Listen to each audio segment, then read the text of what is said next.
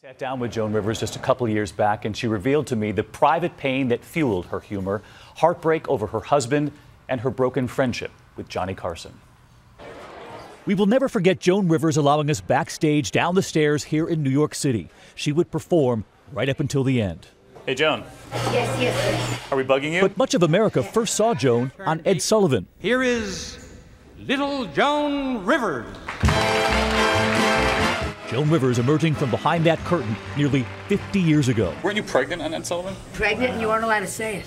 Soon we're going to hear the pitter-patter of little feet. And that was breaking ground. That was breaking ground to say pitter-patter of little feet.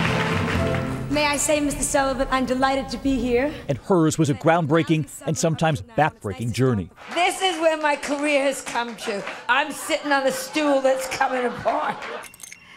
Okay. She invited us to her New York City apartment. The photographs everywhere, and us too. I usually don't let people come over. I must have been very sad or very drunk. Joan took us back to her first days on The Tonight Show with Johnny Carson. Right smack then and there. Changed my life. Weren't you the first and only permanent host? I was the first permanent guest host, man, woman, or child, yeah. And only. And that gig with Carson would lead to another offer to do late-night comedy on another network. And as soon as I got the Fox show, I called Johnny and said, Johnny, I've got it. And he hung up on me. Never spoke to me again. But her show was soon over, and so was her friendship with Carson. And as Joan struggled publicly, her husband was struggling privately. He took his life in 1987. Humor comes with great pain and great anger is really where it comes from. And with my husband, I had both barrels. I'm still not over his suicide. I'm still furious with him. They say to me, oh, you'll go to heaven, you'll meet Edgar. I'll kill him. Joan, a single mother, was completely alone personally and privately. And then The Call, a daytime talk show in the works, up against Oprah and Donahue at the Emmys. And the winner is, I'm shaking, Joan Rivers. 2 years ago, I couldn't get a job in this business. I could not get a job. It's so sad that he's not here because it was my husband, Edgar Rosenberg, who always said, you can turn things around. A decade later, she was back again on the red carpet, asking and saying anything. She talked openly about her many plastic surgeries and how she explained it in the beginning. Her daughter, still a baby. Of course, my eyes were black and blue. So I was carrying Melissa, and no one did their eyes in those days.